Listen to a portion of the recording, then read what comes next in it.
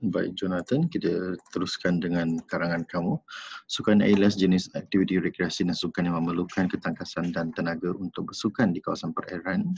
Semua individu pasti pernah menyertai sukan air seperti luncur jet, luncur udara, selam scuba yang semakin hari semakin terkenal. Walau bagaimanapun, ada sesetengah masyarakat yang tidak berminat dalam sukan air kerana perbelanjaannya sangat tinggi dan kelengkapannya juga amat mahal. Semua peminat sukan haruslah mengenali faedah menyelibatkan diri dalam sukan air kerana tak kenal maka tak cinta. Marilah kita sama-sama mengkaji faedah sukan air kepada semua peminat sukan. Sebagai cetusan minda saya yang pertama, sukan air dapat mencegahkan fizikal dan mencerdaskan minda penggemarnya. Hal ini dikatakan demikian kerana sukan air melibatkan pergerakan otot, badan dan pemikiran matang dari semua sudut.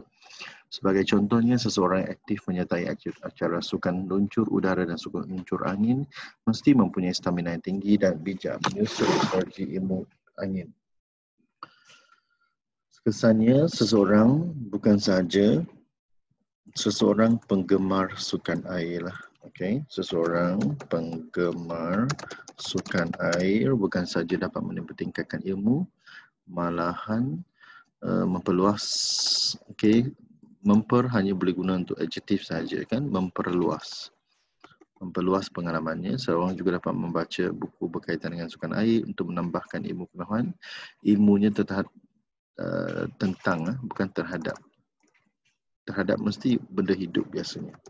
Tentang sukan air kerana pembaca itu jambatan ilmu, tuntasnya fizikal menjadi cergas dan minda menjadi cerdas bagi para penggemar sukan air. Selain itu, isi yang tidak boleh kita kesampingkan ialah aktiviti sukan air juga pasti dapat memupuk nilai murni dalam diri seseorang. Seseorang yang melibatkan diri dalam sukan air dapat mengetahui cara-cara menghargai keindahan alam semula jadi dan hidupan akuatik yang kian pupus. Misalnya, penggemar sukan air yang bersnorkel dan melakukan selam scuba di dalam air di lautan dapat menikmati kecantikan perkarangan dan kehidupan akuatik yang indah sekali. Impaknya mereka akan mempunyai kesedaran untuk memelihara terumbu karang dan haiwan yang kian pupus seperti penyu sebelum nasib menjadi bubur. Tegasnya nilai yang murni dapat dipupuk oleh seseorang yang menyertai sukan air. Seterusnya, aktiviti sukan air dapat meningkatkan pengetahuan dan pengalaman penggemar sukan air. Hal ini dikatakan demikian lantaran aktiviti sukan air memerlukan pengetahuan kawalan dan pengendalian motor jet. Bukti yang boleh diketengahkan ialah seseorang mahir dalam aktiviti sukan luncur jet dan luncur air memerlukan ilmu mata angin dan pengetahuan yang luas. Seseorang bukan saja dapat berkongsi pengalaman menarik dengan kawan-kawan dia dan ahli keluarga, sementelahan seseorang juga dapat juga tidak akan menjadi seperti kata di bawah kurung jika mempunyai minat dalam sukan air. Didaksinya pengetahuan dan pengalaman kita menjadi luas dengan menyertai sukan air. Kesimpulannya, sukan air dapat memberikan faedah banyak kepada semua penggemarnya. Ibu bapa dalam menghantar anak-anak ke latihan sukan air supaya anak-anak mereka lebih cerdas dan cergas.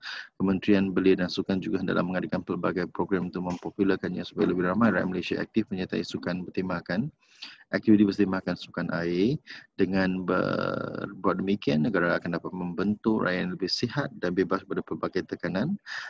Aktiviti ini berampang dua mata kerana kita dapat melancong sambil bersukan. Jelaslah bahawa faedah menyertai sukan air terlalu banyak dan mesti kita ketahui.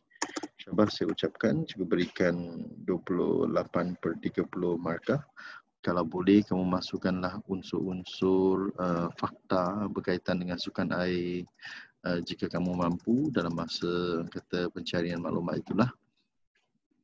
Okey, di mana ada kemahuan, di situ ada jalannya.